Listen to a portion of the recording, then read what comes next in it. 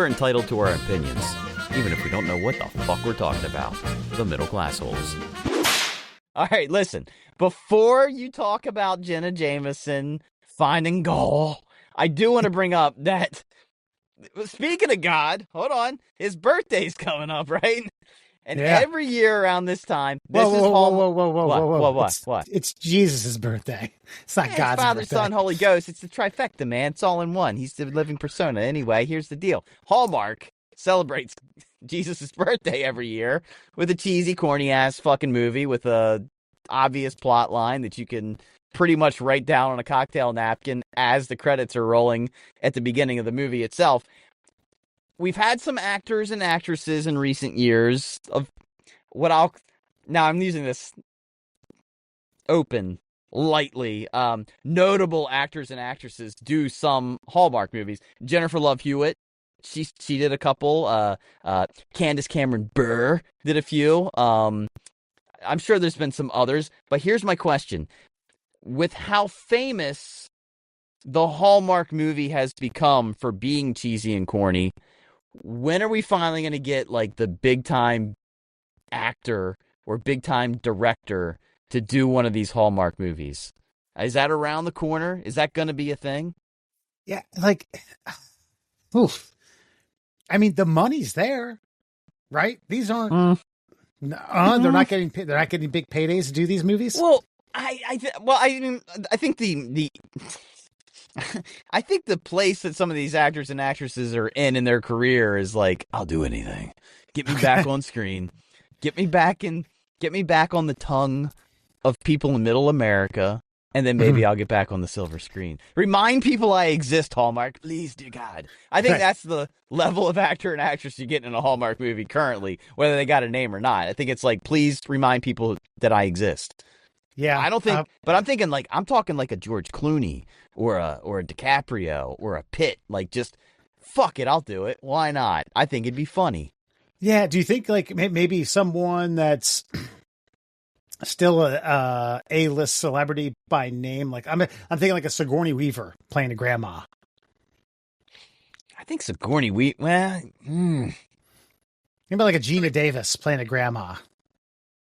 Okay, yeah, but why not? Yeah, sure. But I feel like you're picking bad examples here because I feel like they would do it depending on who's directing the film, though. Imagine you got Scorsese to do a Hallmark fucking movie. No. Now you're Bridget. Now you're getting into directors. It's all the same, like 3 or 4 directors who do the same shit. I don't think you get a Sigourney Weaver. I don't think you get a Gina Davis unless you have like one of those directors that they're like, fuck yeah, I'll work scale for you. I'll pay you to be in this fucking stupid Hallmark movie. I can't wait for the next 4-hour Scorsese Hallmark film. That's going to be such a hoot. A fucking miniseries. God. No. I mean, I guess like the stars have to align, but you're talking about a lot of, I'm not talking about Hollywood stars. I mean, galaxy stars to align in order to get this. You're talking about big budget and a notable director doing Hallmark. That's never been Hallmark's brand. I know, but I guess what I'm getting at is I don't think they would do it for the big budget. I think they would do it at the Hallmark budget, but put their twist on it just because it's niche-y. It's the thing. Everybody talks about it now. Like, remember when Sharknado came out? Mm-hmm. And then all of a sudden, everybody was all about the cheesy horror sci-fi flick. Right. And then some big names started getting like more involved in doing those style of movies just because they were like, oh, you think you could do it? Twist their nipples. Yeah. I could do it better. That's right. Bears and cocaine. Look out, folks. I see what you're saying. I also want to, okay, if you're able to, and maybe this, I don't want to derail this a little bit, but like, do they have to do the Hallmark acting? Do they have to do that wholesome? Here's a great example. I saw one with Brian Doyle Murphy. I think, maybe, hold on. But now, damn it. Murray, Bill Murray's brother? Remember, it wasn't Brian Doyle Murray. Yeah, it was. Brian Doyle Murray, not Murphy, not Bill Murphy's. Brian Doyle Murray was in a Hallmark movie where he was Santa, but it was incognito, and he kept trying to like, nah, I'm not Santa. But the act, it just his range is so much better, and it's almost like Hallmark was like, no. this is the brand of acting that you have to play. This is the Hallmark stamp. And he ate it up. I was like, oh my God, you're so much better than this. Is George Clooney going to get on there and be like, Merry Christmas? Yes, I think that's part of the fucking charm. People who watch these movies, remember when we talked about UHF? We watched UHF as a good bad movie review, and I said it was good because it's exactly what it was supposed to be. It wasn't trying to be anything other than what the vision for it is. And the vision for a Hallmark movie is a cookie cutter, predictable plot that ends exactly how you hope it will. You can write on the cocktail napkin as the movie starts how this is going to go. They're in a small town. There's a pumpkin patch. The daughter moved to the big city to be a lawyer. Dad got sick. Pumpkin patch is going to fail. She has to move back, raise the pumpkins. Hometown boyfriend is still there. He helps her. Knows nothing about pumpkin farming. But I'll tell you what. It's so messy. But I think we make a great team. And then they fucking fall in love, and the pumpkin patch is saved, and they get married, end. You've got to go back to New York. Oh, I know. Man, well, I think I could stick around just a little bit longer. How long? How about for life? Ding dong, ding dong, ding dong. The whole town shows up to buy a pumpkin. Yes, that's the fucking movie. But I also... If you plan it, they will come. There it is. God, this is movies will never make. No, but as far as Brian Doyle Murray goes, like you're hold on. A pumpkin seed? No. The love seed. Ugh. It's turning into a porno. Maybe we should transition to Jenna Jameson. Have you ever seen Get in the Shaft? It's a different film, I can tell you. No, but as far as Brian Doyle Murray going, though, is doing the bad acting, I'm telling you, actors are only as good as their directors, because some actors will go out there and they think they're bringing it. And then if the director's like, no, I need you to see it more like this, they're going to change their performance. But if the director's like, yep, got it, good, you read the lines exactly as they are on the page, keep it moving, then you're going to get bad acting. This is, by the way, it's a 2014 movie called Christmas Under Wraps. And he plays a gentleman named Frank Holiday as Santa Incognito. It doesn't have a... Hold on. So Rotten Tomatoes. Do they score these things? It doesn't. It doesn't. No, it does. 43%. Never mind. Sorry. I was for a minute there. I was thinking Rotten Tomatoes didn't touch Hallmark movies. But wait, is that audience score or critic score? Actually, no. Okay, hold on. There's no tomato meter, so we're half right because Rotten Tomatoes doesn't even critique Hallmark movies. It's just the popcorn meter. Popcorn meter was at 43. It has another Candace Cameron Burr. Yeah, that's Full House. Yes, she's in it, along with a gentleman named David O'Donnell, who I don't know, Peter Sullivan, who I don't know, Robert Pine, who I don't know, and then Brian Doyle Murray. But see, the thing is these things are so low budget, they can pump them out. They buy nice cameras. They look good. Yeah. They do look good. That like film wise, but the camera angles are suspect. The script is suspect. Everything about it suspect. And all I'm saying is, I feel like they're such part of the zeitgeist of America now that you're gonna start getting bigger names. Just like back in the day, remember it was you should be ashamed of yourself if you were a Hollywood actor and you did a commercial. Now they all do commercials. I mean, oh shit, the guy whose name we fucking never remember, Farmers Insurance guy. We are farmers. Bum, bum, bum, bum, bum, bum, bum, bum. Whiplash has an Academy Award, still does fucking Farmers Insurance commercials. Played the white supremacist on Oz. The fuck's that guy's name? Oh, yeah. We've talked about him on the podcast before. I know you're talking about. He was in Oz. We did this same song and dance, but we couldn't remember his goddamn name. He played J. Jonah Jameson in the Spider-Man movies. He's a huge Hollywood fucking star. J.K. Simmons. J.K. Simmons. There he is. Yeah. By the way, Christmas Under Wraps, the quick synopsis is, after unexpectedly moving to Alaska, an ambitious doctor starts a new romance and learns that her small town is hiding a holiday secret. Ooh, who's that, cock? No, it's Brian Doyle Murray Santa. God damn it. Oh, sorry. I thought it was cock. Sorry. It says dick. Yeah. It's always plan B. So anyway, I don't know. I was just thinking about this driving around town the other day in the mail truck, just like, I wonder if, because, okay, Brad Pitt did Deadpool, and because he knew if he spoke, he'd have to get paid more money. He did Deadpool, had no speaking lines. He only shows up on camera for 1 second because he's like an invisible guy. He gets electrocuted. When he gets electrocuted, it flashes his face. That's it. He just wanted to be in the movie. So he got paid $5,000 as SAG requires, and that was it. Moved on. Yeah, so more no speaking lines for these people in Hallmark movies is what you're saying. No, they have speaking lines. They just have to contractually agree. I don't know. Maybe they get the residuals on, and this thing will be played in perpetuity forever on the Hallmark channel, even when it's not Christmas. See, I think what we should do is we should get actors and actresses in there for, I don't know, let's say anywhere from 5 to 10 lines, but they got to throw in one of their famous lines from an old movie. Like Nicholson gets on there and says, "Here's Johnny," or "You can't handle the truth." Oh yeah, it should the entire movie's a cliche anyway. So yes, it should just be catchphrases. You get Arnold in there as like the father-in-law. It's like, "You two be good, because I'll be back." Yeah, yeah.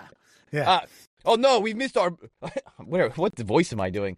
We missed our plane. Get to the chopper. Just do that the whole fucking movie. God, lovely. I mean, yeah. Or could Arnold play a Terminator? Kind of a Christmas Terminator, of course. Yes, as Santa.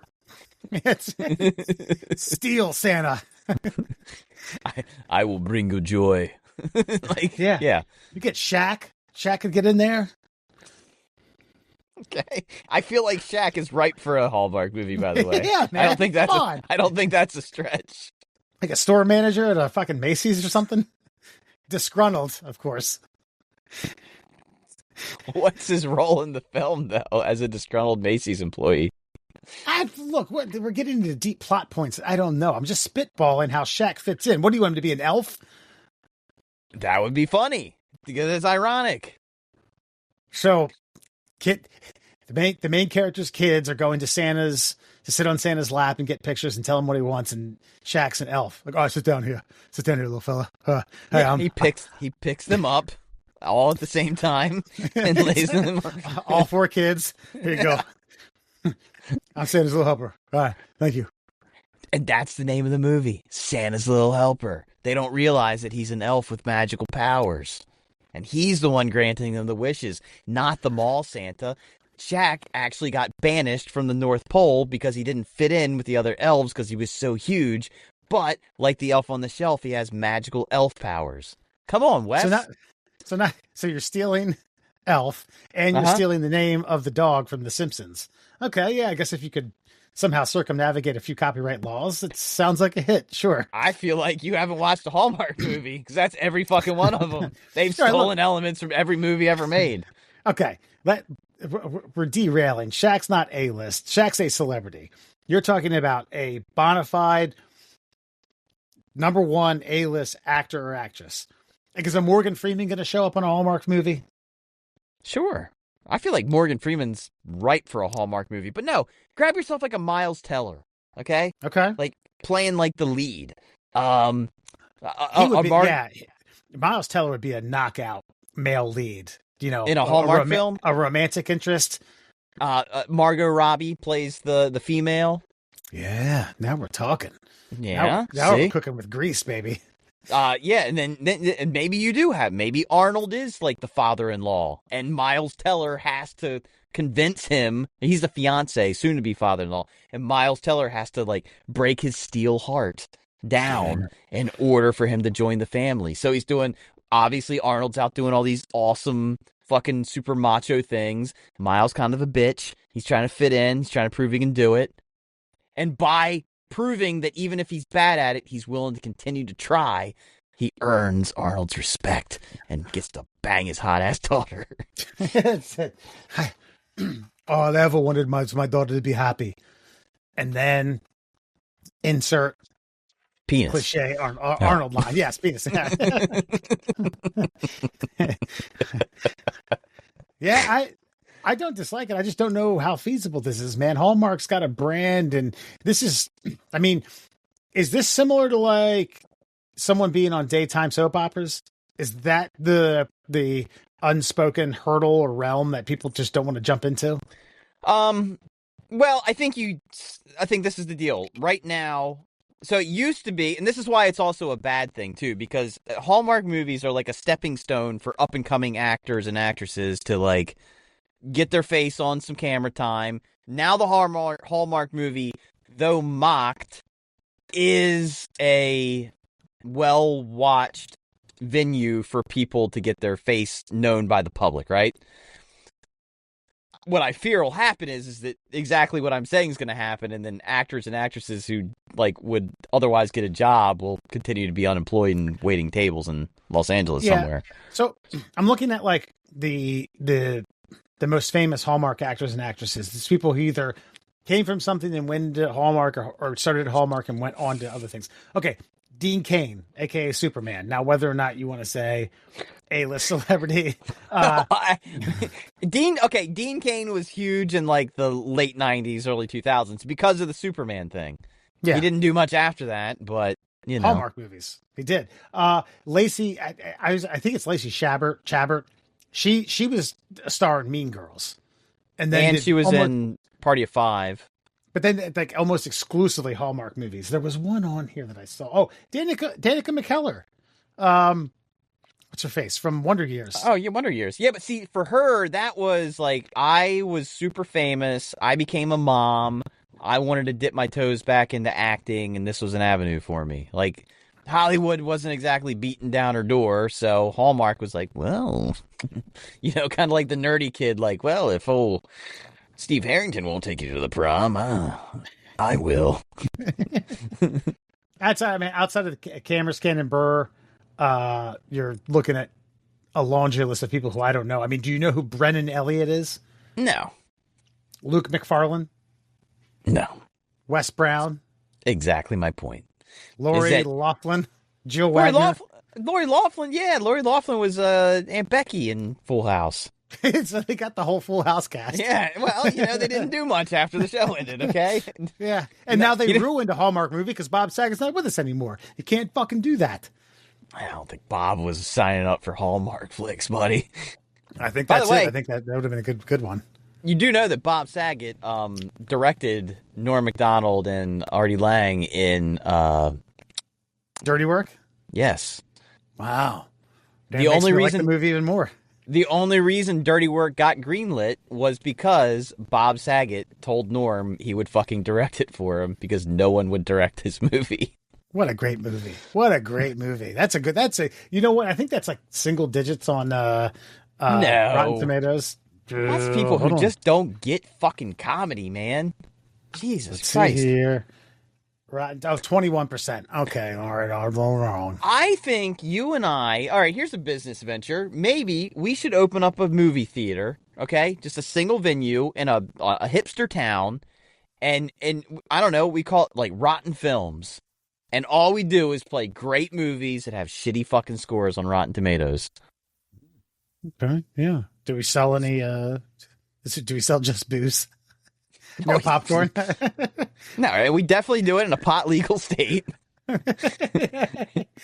And our candies at the fucking concession stand are a little bit different than the competitions. Yeah. Here's this. Norm Macdonald, Artie Lang, who play the leads. Chevy Chase, who plays the doctor, who has a great line in that, by the way, and I'm going to regurgitate it for you.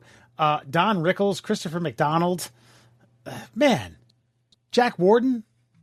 What a cast. What a crew. These are people that know that Norm is funny and they'll do whatever he fucking asks them to do. By the way, the line is Chevy Chase is in an arm sling. In an earlier scene, he wasn't. And he says, why is it that when you owe a bookie money and he breaks your arm, you still owe him the money. I don't get it. I don't get it. And by the way, that's a Norm stand-up joke that they fucking worked into the film. That's so good. Did not know that. Middle Class Holes, everyone. Foxman and Murr. We have a special guest coming up. Austin Lewis from Bay Life Brokerage, a little bit of a local celebrity in the Chesapeake Bay area, if you will. But I've been waiting to say it. Jenna found God. Jenna found God. What do you think of that? Jenna Jameson, probably the most famous porn star ever. Murr? Yeah, I'd say the most famous. Look, man, I just always find it funny that they find God after they've already made their millions of dollars and then start to get older and regret their lives. That's what it is. They realize that their life was made better by complete and utter disgusting sin. Yeah, and they're trying to repent. Here's what this is a more worthwhile venture than opening up, spending a lot of money for a shitty movie theater playing bad Rotten Tomato movied Rotten Tomato-esque movie, what do you call it? Metered movies, whatever. I'm losing my train of thought here.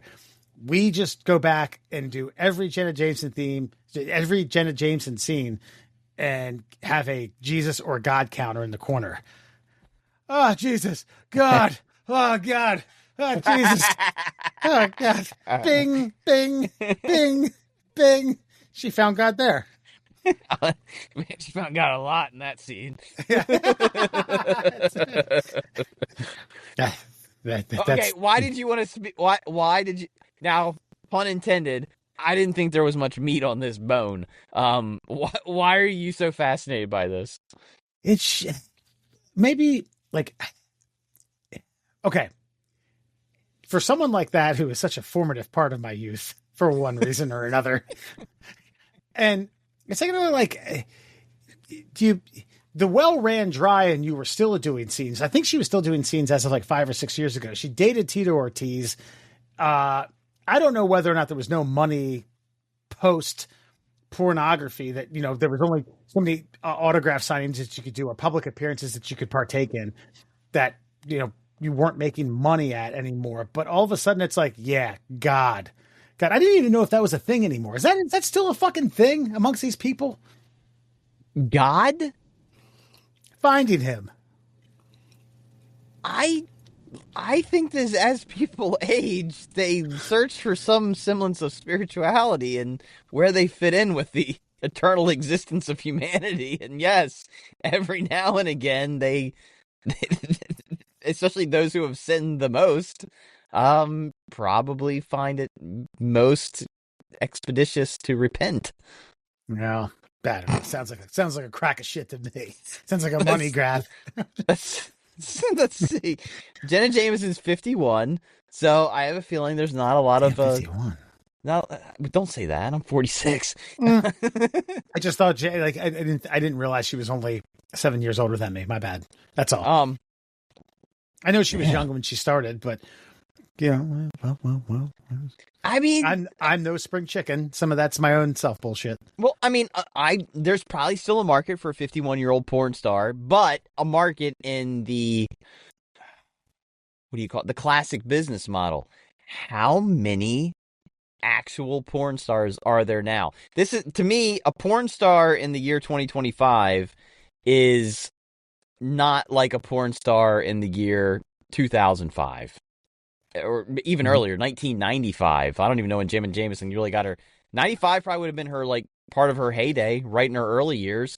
Yeah. I mean, there's a difference between a Yellow Pages salesman in 1985 and a Yellow Pages salesman in 2025. Yellow Pages salesman in 2025 is like a guy working at Walmart, just fucking scratching, like making calls, like,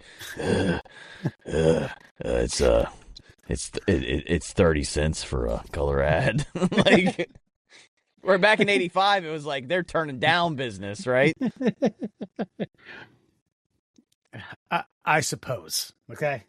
I don't know the business model anymore. Anyway, I just found it funny. That's all. I saw it. A coworker told me. I said, she found God. Wow. I had to talk to Murr about that. And you're asking me why I find it so fascinating. Well, because, like, yes. Why? Look, man, I'm getting older. I realize I have, like, half my life's over, dude. Like, somebody reminded me the other day that I was middle aged. I was like, oh, 46. They're like, how long you've got left? I was like, oh shit. Yeah, that's a good point. I Good mean, years anyway. you double this, I'm 92. I ain't making it 92. Shit, I'm fucking a vegetable at 87 if I'm fucking lucky. So yeah, I'm past, buddy. Like, I mean, I still got. I'm like the milk in the fridge, and you keep smelling it. It hadn't gone bad yet, but you're questioning it. Gotcha. Okay. Well, you're right. There's no more juice to be squeezed from that Jenna Jameson story. I'll leave it at that. We will take a quick break. We'll be right back with Austin Lewis from Bay Life Brokerage. Who's going to join the Middle Class Holes for a segment. He's going to stick around for Fun Fact Friday. Hopefully, maybe not. And after that, before you go, we'll be right back. All right, party people. When I say middle, you say class holes middle. Wait, what the fuck? Welcome back to the Middle Class Holes, Foxman and Murr. Joining us tonight, I have a special guest, a special interview, Austin Lewis with the Bay Life Brokerage. Austin, thank you for joining the Middle Class Holes. So, I found you on Facebook Reels, and literally the gist of everything I've seen is you cleaning up parts of the Chesapeake Bay, the watershed, trying to educate individuals as to the importance of the Chesapeake Bay. But if you can give the listeners and the viewers kind of a Cliff Notes version of how this formulated, how you got to where you are, and this social media boom that you've had in the last couple of years.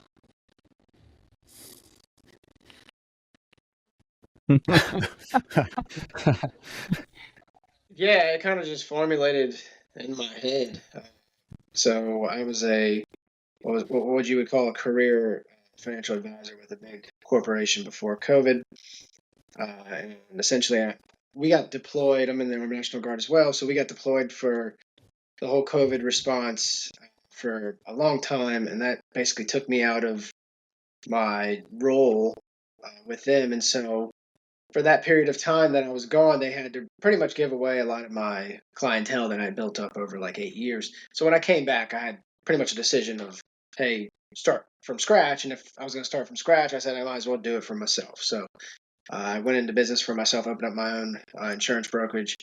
And I don't have any like great origin story as to why I decided to angle it towards using it as like a vessel to help clean up the bay, other than I live in Essex. I live here on Back River. And so just the enormous amount of trash that I saw, I knew I wanted to do something in life to try to help that. My kids are growing up here. I live here, I eat here, I fish out of this water, play in this water. So I just figured, why not use the business kind of as a charitable arm of this mission, right? So I started going out with this charity that actually was already operating a boom system. That's the big floating rubber that you might see sometimes in the video on the sides of me. So that's what actually channels a lot of the trash. And then we either try to pick it up after it gets properly channeled, or it doesn't make it to us, and then we got to go out in the muck and in the grass and get it where it actually went. So yeah, that group, that charity was already kind of doing a lot of the work. So it's really easy just to join up with them, called the Back River Restoration Committee. They're a great charity. And so they were more than happy to get the help, and I was more than happy to be able to make an impact.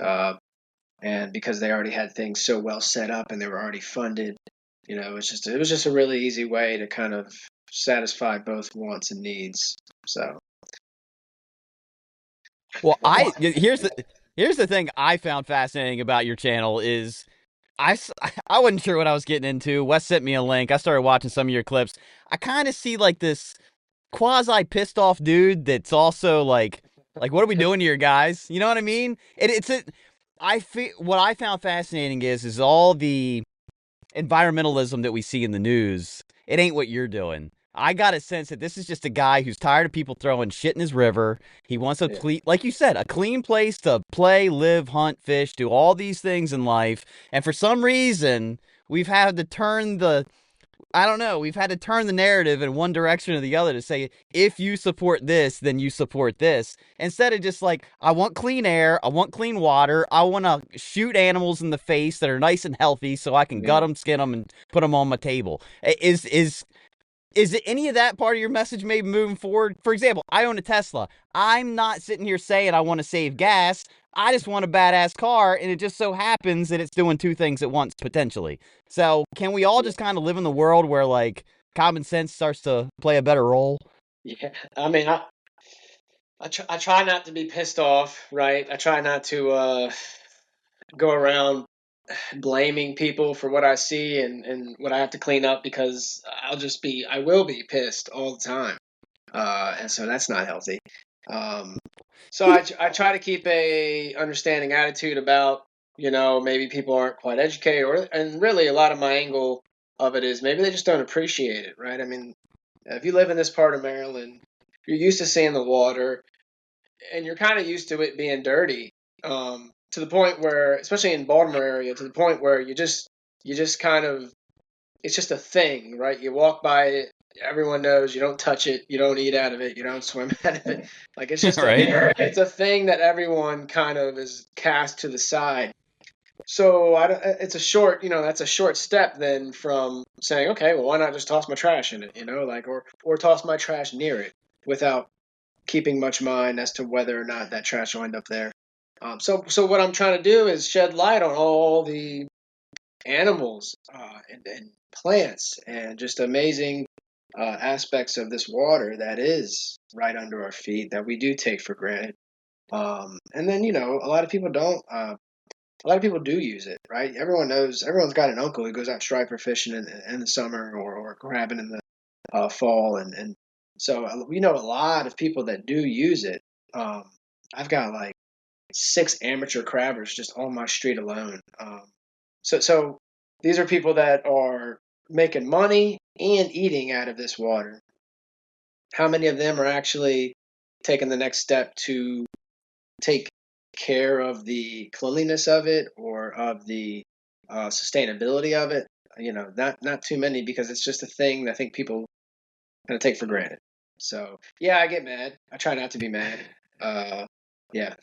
Hopefully, Yeah. I didn't know it was coming through on the video. So I'm Well, gonna go well, back and I'd say it's more like a frustration and and kind of an indignant frustration, which is understandable. I honestly find it refreshing because I feel like that might be the message that needs to be passed a little more clearly to people, is that, like, what are you doing? You know what I mean? Like, kind of like when your dad would just be like, what are you doing? And it kind of just made you feel like an asshole. And then you stop being an asshole because you don't want somebody to be like, what are you doing? Because it's stupid. I just feel like it's a better message maybe than some of the messages of, I don't know, like, you think of the flower child and this, that, this. We don't need any more flower children. Maybe we need some. It's funny to me when I listen to podcasts and I hear hunters who seem like the anti-environmentalists being more concerned about the environment, and yet they're looked at in a specific way that isn't necessarily convincing others to follow suit. And I think the whole point should be, doesn't matter what you look like, where you come from, or why you want it clean, just want it clean and help out. And that kind of bleeds through on your videos a little bit, but I Yeah. appreciate that. Well, Yeah. I'm glad you find some value in it. I think you're definitely right in that, there's a gap between those who talk about environmentalism and those who are actually doing. It's just a it's like 80-20 rule, right? 80% love to talk about it, talk about how they want to help it. Can't believe people are hurting it. Oh, it breaks my heart. But how many of those people actually have come out and, picked up trash from it, or done any sort of real difficult work in repairing it? Very, very few. Most people just want to be known and seen as the kind of person that talks about how they would do that, but they don't actually do that. My inbox right now is filled with hundreds of people asking me to send them information on how can you they come help me. And I've sent this. I've literally got copy and paste messages that I send out, because I've sent it just copy and paste, right? Like, hey, boom, here's the information. How many of those people have actually showed up? I think maybe literally 2 or 3. And we're talking over the past 3 years. We're talking hundreds of people maybe even thousands at this point, who have reached out. Hey, I'd love to help. Looks like you need help out there. What do I have to do? Boom, here's the information. Never hear from them, never see them. So I try not to be mad about that, right? People have kids, people have jobs, people have things to do. And that's kind of why I'm out there doing it. I'm like trying to be the extension of the common man, right? Like, here, I can come do it for you. And if you help support my business, then I can keep doing it. But, at the end of the day, there is a gap between people wanting to feel virtuous and actually doing the work. And I very much am tired of the people wanting to feel virtuous part of it. And Yeah, not doing the work. You're reading that correctly, absolutely. Yeah, there's a fulfillment about pretending to care. Like, oh, I reached out to Austin, he got back to me. I'm doing my part. Like, okay, you send an email, pump the brakes there, Charlie. As myself and Murr, I don't know if you felt this way about watching any of the videos. I know I did. As lifelong Marylanders, was born and raised here at the top of the Chesapeake Bay, lived in Perryville. I've been in Baltimore for the last decade and a half. After watching a handful of your clips and digging in a little bit further, I felt internally a little bit guilty, not only about what I didn't know, but what I wasn't doing. I don't litter. I try to be conscious of knowing that anywhere around here, I'm in the Chesapeake Bay watershed. I know you're not trying to make watchers and viewers guilty, but okay. Surface level. Yeah. Okay. Yeah, fine. Perhaps.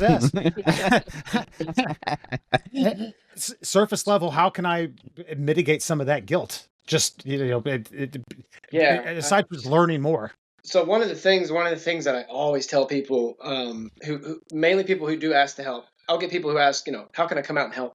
And they live in like friggin' Bowie.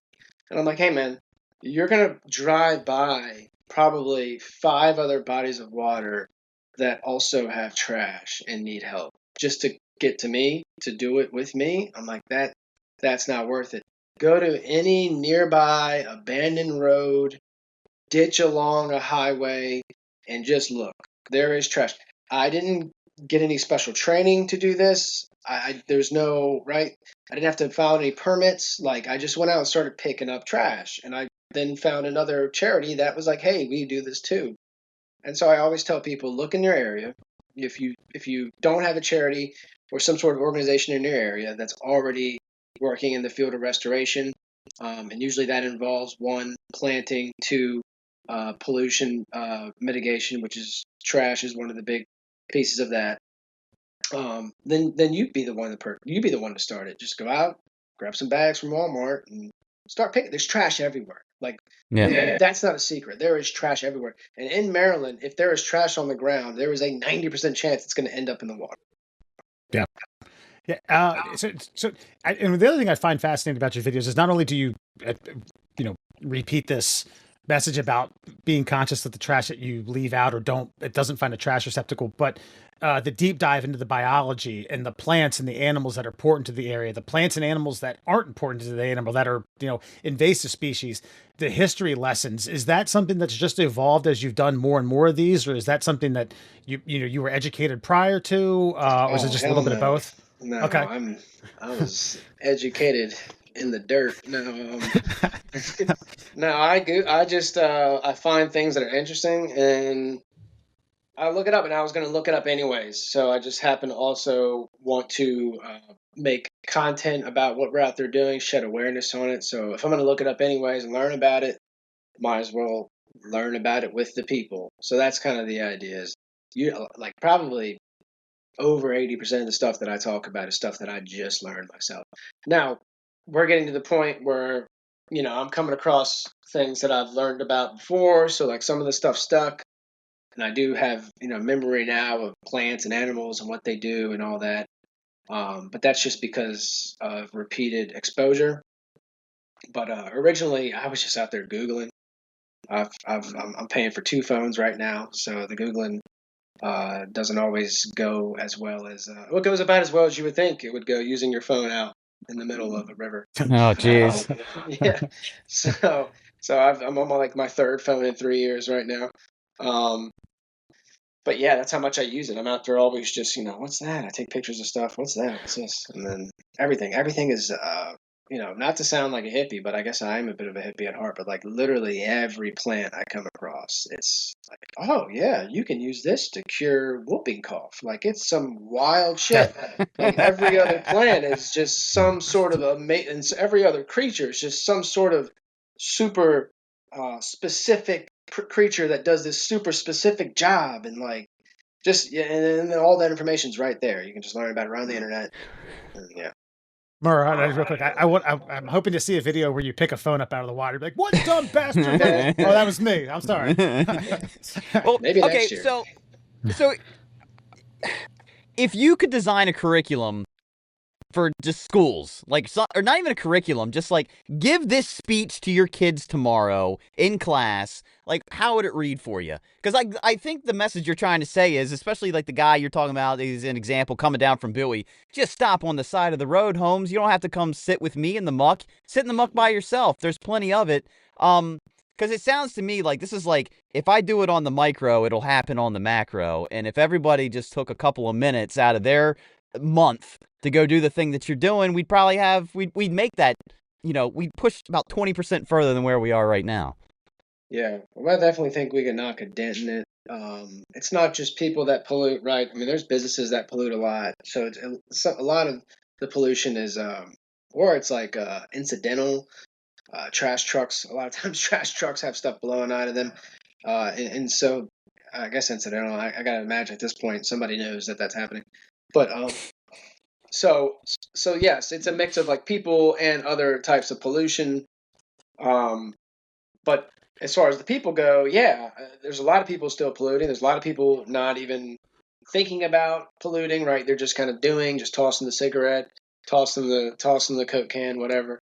Um, what would my curriculum be?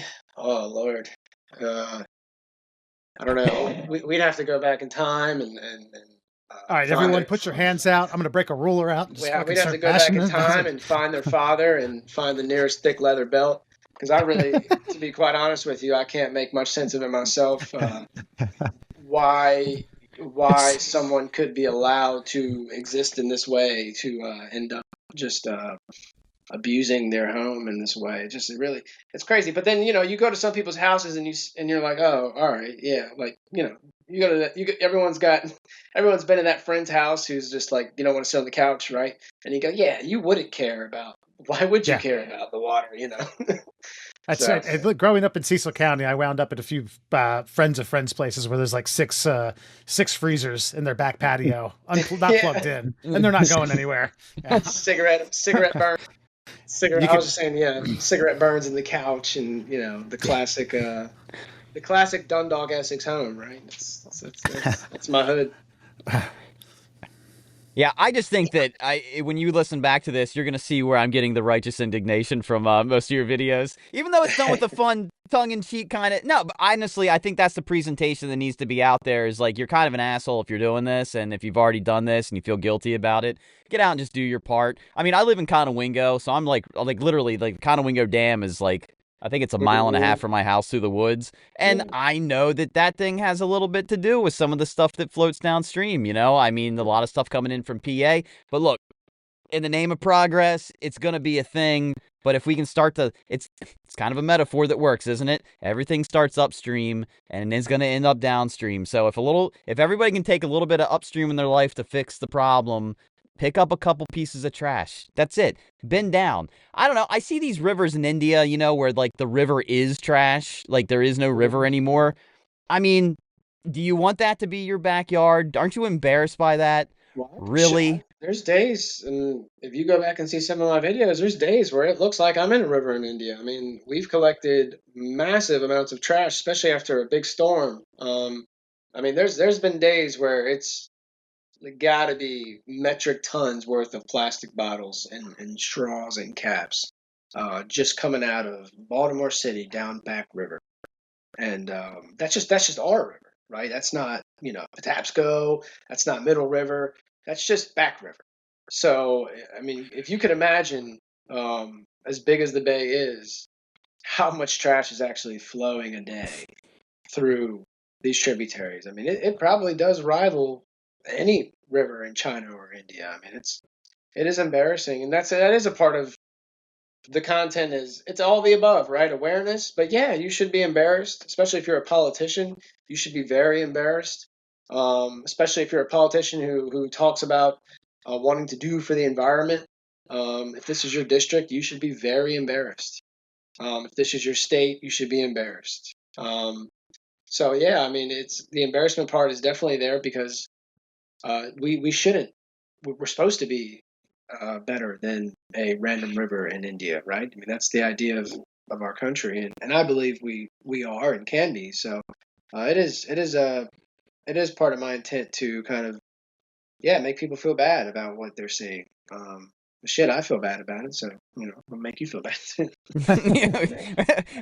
Well, and I think part of the guilt comes in like seeing a guy like you out there actually on his hands and knees doing it, and it's like, then I kind of feel like an asshole. I'm like, all right, I'll throw this away, I suppose.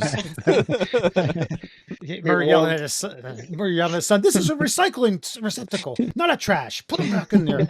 Hey, so Austin, I'm gonna do one last question, then we'll take a quick break for Fun Fact Friday.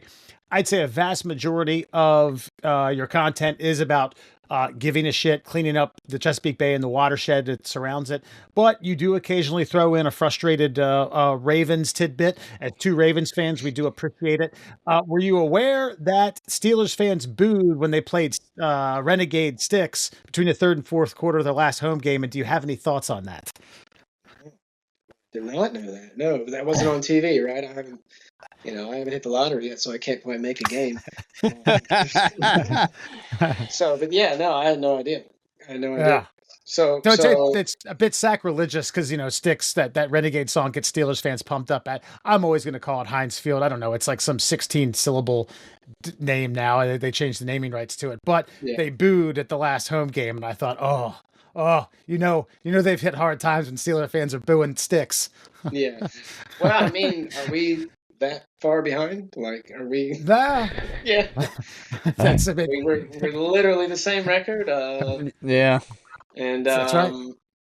Our quarterback, seems to be hurt, if you will. I don't know what the hell's going on. Yeah, I mean, his shoulders hurt because he's been carrying his fucking team for 3 years. Have you seen some of the content blowing up on Fa Lele? There are guys out there. Have you seen this? No. Oh, you gotta check.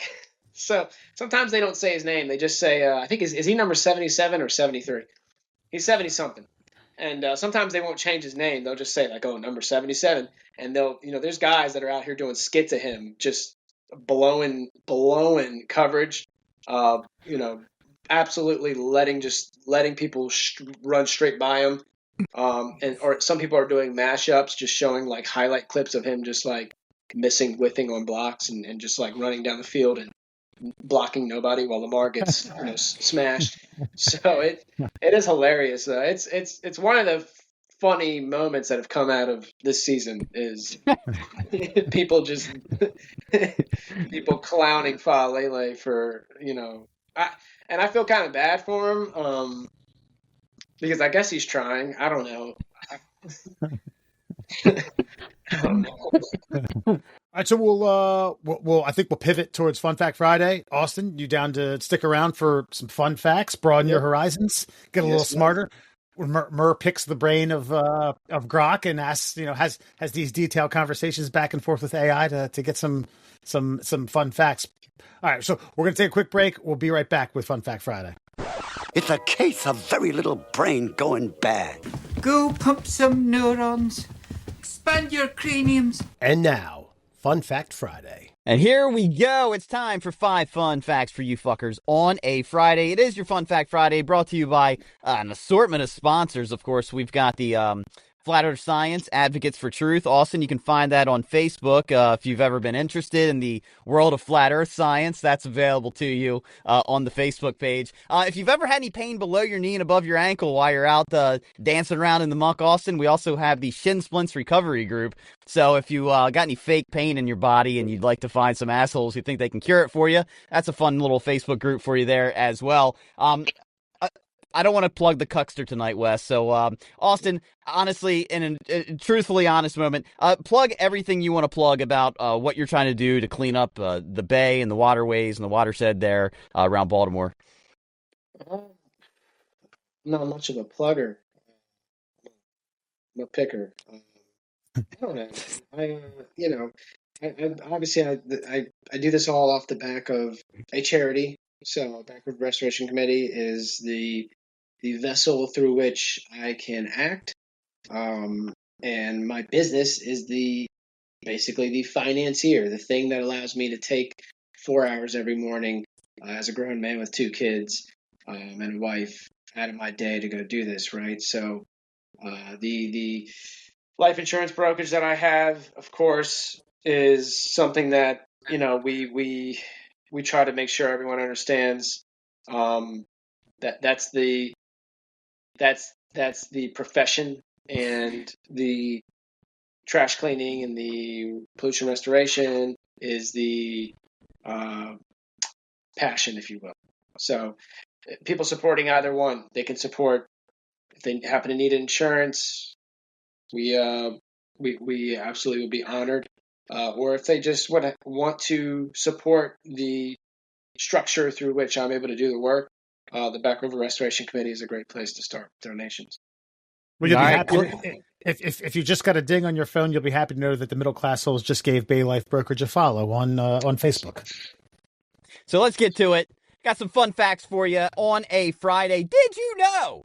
In 1938, 23-year-old New Jersey housewife Grace Meticulous, interesting last name, was trying to make ends meet by writing a steamy novel about sex, hypocrisy, and violence in a small England town, purely as a side hustle while raising 3 kids. Unfortunately for Peyton Place, it hit bookstores and instantly exploding, selling over 100,000 copies in the first month alone, become a best-selling novel in the 1950s. Unfortunately for her, everyone thought that Grace was writing about people in the town, and they called her a dirty book writer and scorned her, all for trying to make a few bucks to buy the groceries.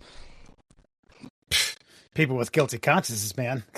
You gotta stop having all this sex. They did themselves a disservice by hand waving and being whistleblowers. They could have just stayed quiet. No one would have known the wiser. No one would have known that they were having all this sex and being mischievous around their hometown. Yeah, but this is like one of those things where, you accidentally fall into fame and you didn't mean to, and then you have to live with the repercussions of something you weren't even intending for. And that just, God, especially in the 1950s when ladies weren't allowed to write about such things. Steamy novels. She should have been a man. What's her name? Grace Meticulous. Yeah, that's got to be Greg Variculous or something. I don't know. That's something else. All right. Well, that was a shitty fact from Grok. So let's move on. Did you know? In 1968, Swiss chemist George de Mestral was annoyed by burrs sticking to his dog's fur after hunting trips. An unrelated side quest happened when he actually developed Velcro inspired by the burrs stuck to his dog's fur. Austin, have you inadvertently invented anything while in your travels in the wilderness? Oh, Lord. I did one time. Well, it didn't really work out, but I attempted to make a homemade trash pusher. So we had some piece of construction float down the river one year, and I did all this work putting support beams on this thing. It was basically like a hard piece of plastic that was like a little ramp. And so I drilled holes and put all these support 2x4s on it, and then find a way to attach it to the bolt using these eyelid bolts that I put on. And then, basically we ran it and it just ran to the ground and collapsed. And that was Perfect. At all. Well, do you ever watch those videos of the guys that just start building something out in the bush, and all of a sudden they've built a log cabin that's nicer than your house? Yeah, I'm not I'm barely man enough even to watch that. So I'm blessed that I've had the chance to. So all right, I just figured that actually sounds about exactly how something would go for me. I've got the blueprints in my head. I think I'm onto something, and then catastrophe strikes within the first 35 seconds, and I just wasted 4.5 hours of my day. Yeah. All right. I wasted about 2 days on that project. But yeah. I shouldn't have said that. And finally, Did you know? In the 1930s, Popeye cartoons sparked a massive spinach craze. U.S. sales jumped 35% and kids started wolfing down cans of it to get strong like their hero. But soon, doctors reported children showing up with stomach aches, bloating, and even choking from eating raw spinach too fast, Popeye style. Alarmed parent groups and some local stations quietly removed spinach from shelves to save the children from their 1950s childhood hero. Yeah. Save the children. Remove right. the spinach. That's right. Do you imagine the doctor like arguing with the parent? The parent's like, "No, it's on the Popeye cartoon." Jesus Christ! I went to medical school, and you're arguing your argument is a fucking cartoon. Oh God! I know. Well, then I think about all the Looney Tunes scares. Remember when they were afraid we were all going to beat each other with frying pans because of Wile E. Coyote and blow each other up with Acme fireworks and such. So is it kids were stupider in the 1950s or just less information out there or bad parenting or all of the above? I mean, a far be it for me. I know, Austin, you're a father. I mean, are you going to tell your children, "Hey, whoa, lighten up on the greens there, pal. You're taking too many." Yeah. First of all, we don't waste food in this house. Second, no, I'm a big time spinach eater. I think we need to make spinach great again. I don't think. I mean, listen, these kids are eating. I guess Takis would be the 2020 version of this story. I don't know if you know what Takis are. Are they like the little rolled things you get? Yeah. Oh, they're like rolled up Doritos, aren't they? Yeah, they're like rolled up styrofoam, like it's with cheese powder on it. They're disgusting, and these kids will eat bags. These kids will eat bags of them, and then so. I'd happily take a spinach craze over. Yeah. So you're not going to get any complaints out of me. You won't get any complaints. Yeah. I'd say a Taki stomach ache versus a spinach stomach ache. Yeah. It's spinach to Takis. Yeah. In my book, the more kids suffocating from spinach into their throat, the better. Yeah. That's right. More Popeye. More Popeye. I'm not. I don't spare the. I don't spare the child. So, in no way are you gonna. You're not about to find a mama bear over here. So. And with that, my friends, that is your Fun Fact Friday. Awesome. Well, folks, I think you do you have two social media outlets? Is it the Back River and the Bay Life Brokerage? No. So I do videos for, if you're talking about how you've seen my videos on so that's just the charity's website or their pages. I do same videos I'll send to them also so they can post on their page, and try to just for the same reasons, right? But no, that's the charity's page, and I'm separate from that. I am Bay Life Brokerage. They're Back River Restoration Committee. Back River Restoration Committee is an entire network of community members out here in Essex. So I am just a lowly employee. I am just a guy, a lowly trash picker. We got a whole board and all that. So. Well, I think you made an impression sticking around with us today. Thank you for your time. And don't be a stranger, man. Let's get you back on, sometime in the summer to see how things are. Yeah, well, I'm going to say the same to y'all. Don't be a stranger. We got extra waiters and all the gloves you could ever need. So if you guys want to come down and pick some trash with me, come on. Wes is right down the road. I'm telling you. I'm going to go check out the dam. Wes, you and Austin. I want to see a video. I hear the dam has I do hear the dam has quite a bit of trash too. So. Yeah, no, they got a big old, like, very tiny scooper mouth that goes down there and grabs a couple bites every now and again. But yeah, at least you got some. Yeah, I don't have any. Yeah, absolutely. Take care, and we'll be back with Before You Go on the Middle Class Holes. When they said not everyone deserves a podcast, we didn't listen. The Middle Class Holes. And welcome back to the Middle Class Holes. We first want to thank Austin for that, for his time in the interview. And when you get to Before You Go, Campbell's executive found himself in some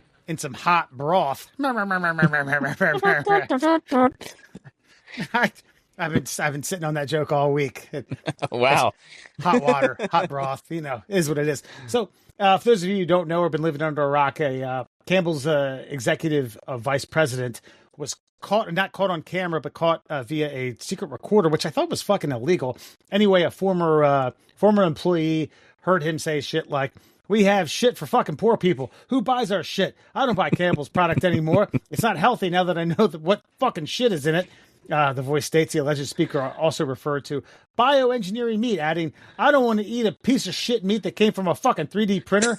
The 75-minute recording also allegedly captured the executive making racial remarks about coworkers. He talks about Indians a lot, not Native Americans, but Asian American Indians. But he's been fired. He's been let go. Shocker.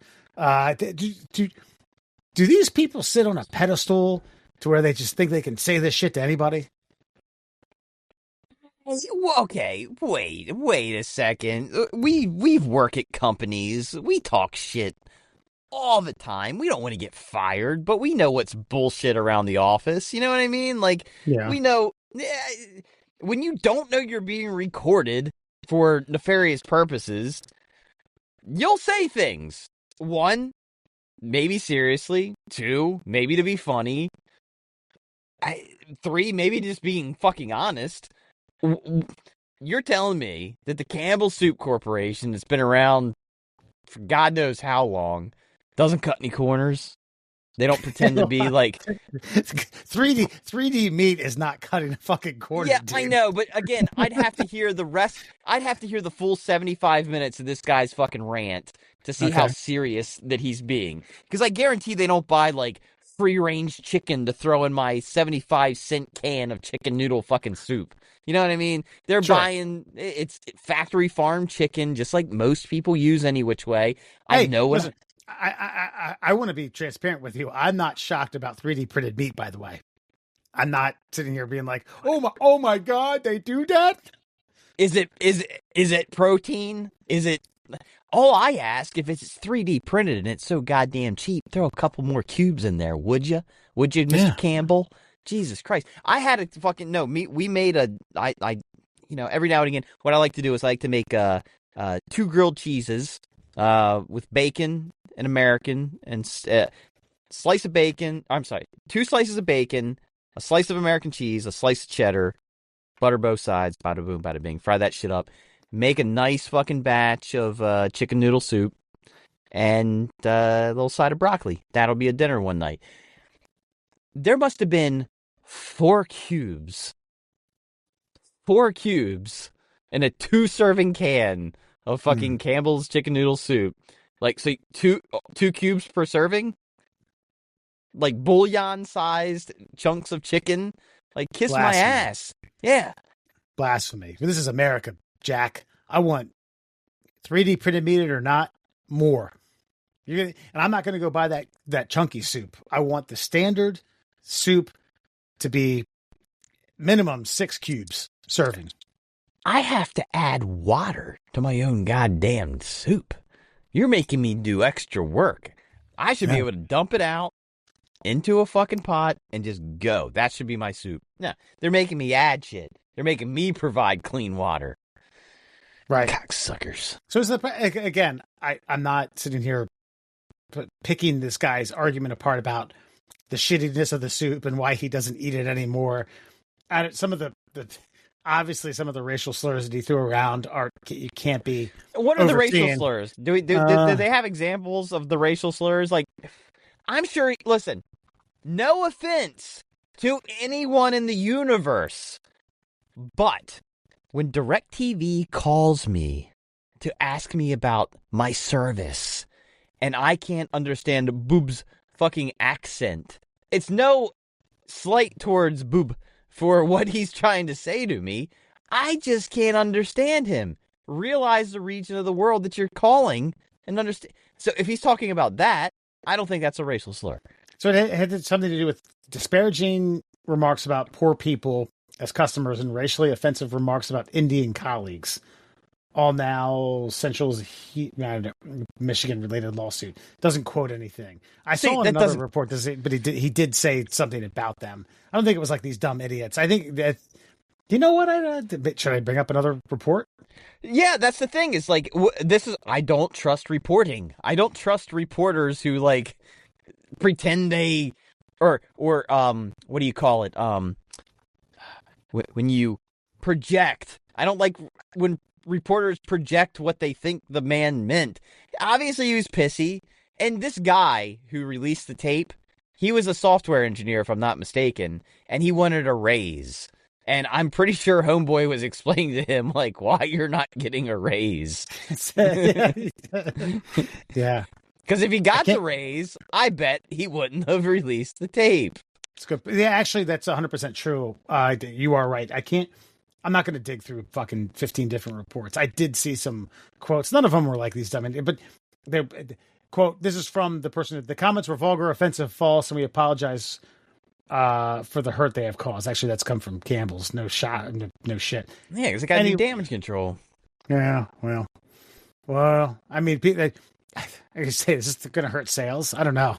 No, it's going to help sales. You know why? Because immediately after this story came out, their fucking prices dropped like 30%. And I was like, I'm stocking up because I know exactly what I'm getting anyway. This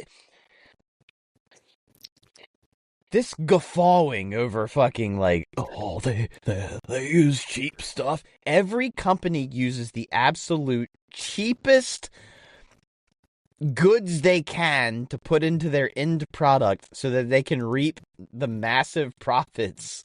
That's it. If you want a high quality, homegrown, farm raised chicken to be in your food, you're going to pay a premium price. Do they make it for poor people? Maybe. I don't know. I ain't exactly swimming in Scrooge McDuck money. So, yeah, when I get soup, I like Campbell's. I thought they made it for poor sick people. Right. That's what I thought. Here's a novel idea. Make your own goddamn soup. If you don't like Campbell's, Jesus Christ. I don't know. And I'm gonna tell you right now, you go and buy some chicken broth or chicken stock, you better do some research on where you get it from. You're gonna buy that rotisserie chicken. Better do some Googling on where that fucker came from and what they did to pasteurize, make it the hearty chicken that they that's swimming around in there. Those vegetables, boy, there's pesticides they sprayed all over it. Yummy, yum. Good. That's right. There's a dad who William goes to jiu-jitsu. I talk to the parents sometimes. They raise chickens. They raise meat chickens. And they said that those chickens are so dumb that they don't run from predators. They just stand and they don't, fox, look at that thing. They get their neck broken.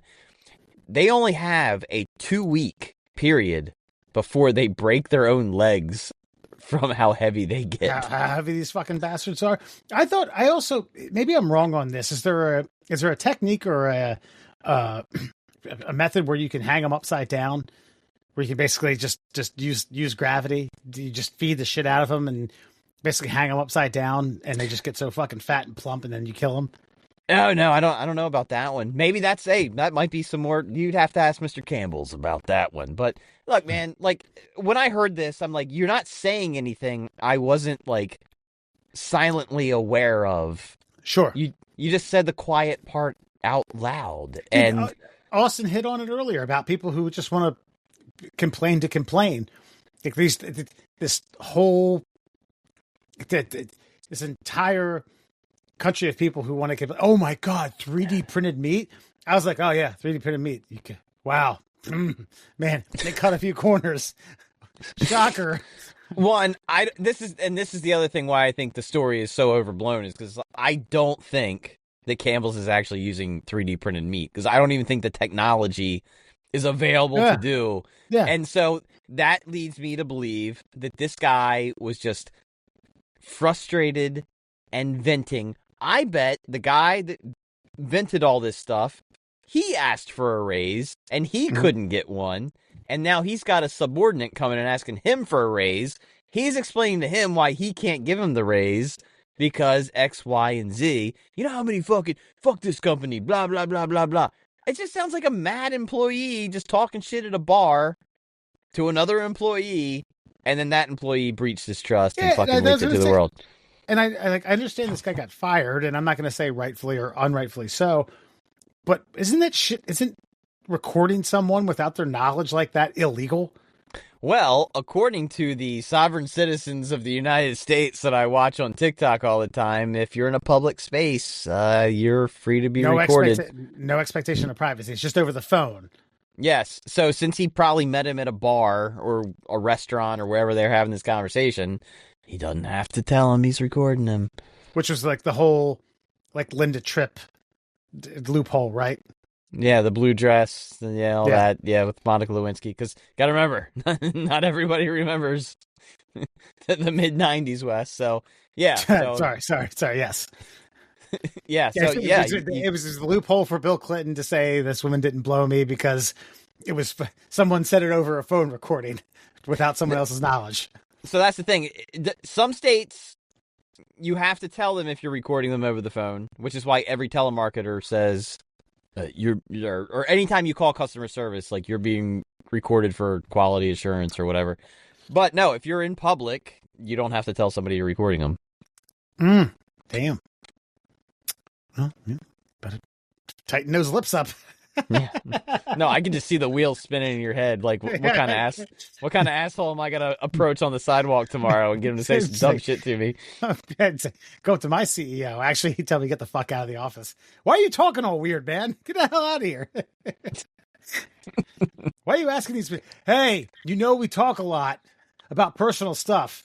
What? This is a really good It's Always Sunny episode where Frank tries to do that with Dennis. He's like, Frank, I know you're a very private person. And he's like, why are you talking to me like this? We never talk on the phone. Anywho. All right. Well, that's tonight's Before You Go. We will be back next week. We got a special, I guess, co-host guest. I'll leave it at that. We'll follow that up with our Christmas special. We'll try to figure out our Christmas schedule in general. It sucks that Christmas and New Year's are on a Thursday. What are we going to do, Murr? Celebrate the birth of our Holy Lord Jesus Christ with Jenna Jameson. Woo! Hell yeah! Can't wait.